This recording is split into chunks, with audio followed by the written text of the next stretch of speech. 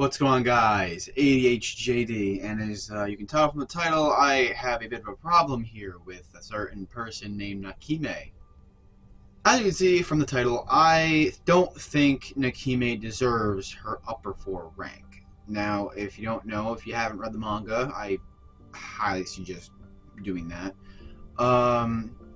Spoilers ahead. I should have put that at the beginning.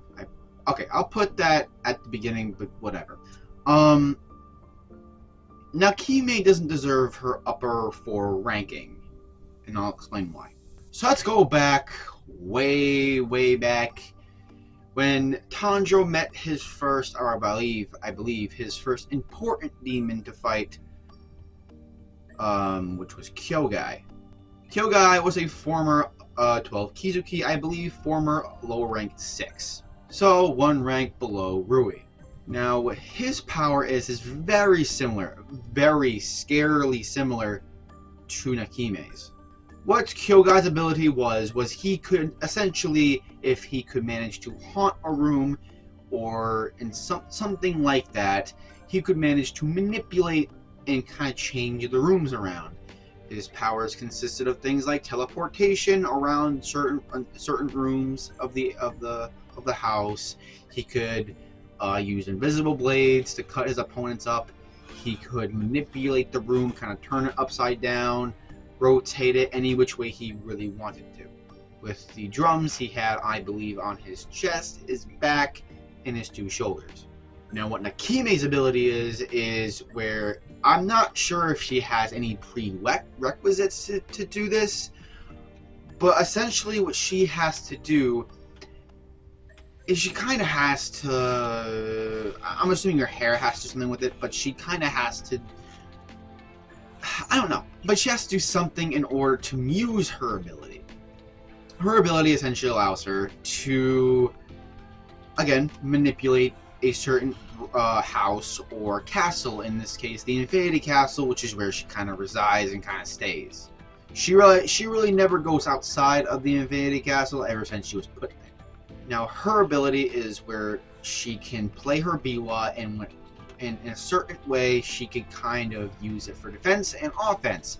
She can either switch herself in a certain place. She can put certain walls at a certain placement, like she did with Mitsuri, to kind of block her attack. And she also can essentially teleport. Now, the problem I have is that Kyogai, I believe, got his rank removed because he couldn't grow any stronger than he already was, kind of hitting his max potential. So Kyogai kind of went for people with, rare blood, kind of like Tsunemi. Now, what I fail to understand is, yes, Nakime can get stronger, but she's not really a combative type of demon. Let's get this straight. Gyotaro, very combative. Daki's even combative. Every single one of the upper ranks is combative. Nakime, to me, this doesn't strike me as a combative demon. She more to me resembles a Enmu. She's more of a support battle demon. Enmu needed 4 little children to help him with his plan. But you see, Nakime, she couldn't do much against 2 Slayers who didn't have their marks set. Now granted, Nakime does have decent reaction speed, being able to defend herself against both Obanai and Mitsuri without their marks. Now, the reason I say that she doesn't deserve her upper rank is because she took Tengu's place. We all know how strong Tengu is, especially everyone now, considering the anime is out. And we've already met Sahakaten, we've already met all the clones, we've already met Gyoko, we've already met all these people. But the thing is, it's just that their powers are too similar. I feel like there was a second reason why Muzan removed his rank. And I feel like my theory is that his power was too specific.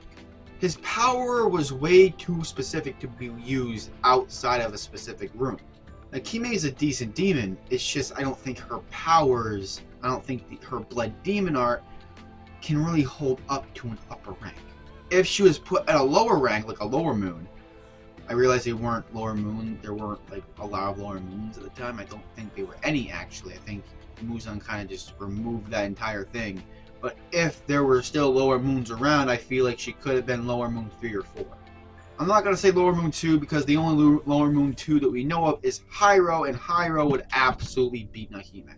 And I'm not going to say upper 1 because that would mean that she's on the same level as Enmu or Abume, the only 2 lower moon 1s that we know of. Is another reason I don't think she deserves her rank. And it's just that she's not strong. She's not strong, she's not fast, she's not agile, she's not durable. She doesn't have any of that. All she really has is the infinite stamina given to her by like all demons, she has infinite stamina and regeneration. The only thing I can really give her is that she has like decent defense, I guess. She can manipulate walls and doors to help her block someone, but that's about it. I really struggle to find how Nakime is strong in any way. She's a great support demon, but she's not in any way gonna hold her own against any competent fighter. You kind of forget that the reason Mitsuri and Obanai didn't kill her was because it was all part of the plan. Sure, a little bit in the beginning it wasn't really a plan, they were kind of trying to figure out her abilities. But then Yoshiro kind of came up with a plan. His plan was obviously to hijack Nakime's mind and kind of use her to their advantage. Mitsuri and Obanai kind of faked their death to kind of get Nakime off guard. That's the reasons I have for today. I just feel like I had to get this out of the way. I don't think Nakime is the upper moon level. In fact, I think she's lower moon level. Maybe a little upper lower moon, but that's about it. Let me know what you guys think. Let me know if you guys agree. That's kind of like a hot take of mine. I feel like I should put that out there. Thank you all for watching, and I will see you all in the next video. Love you guys. See ya.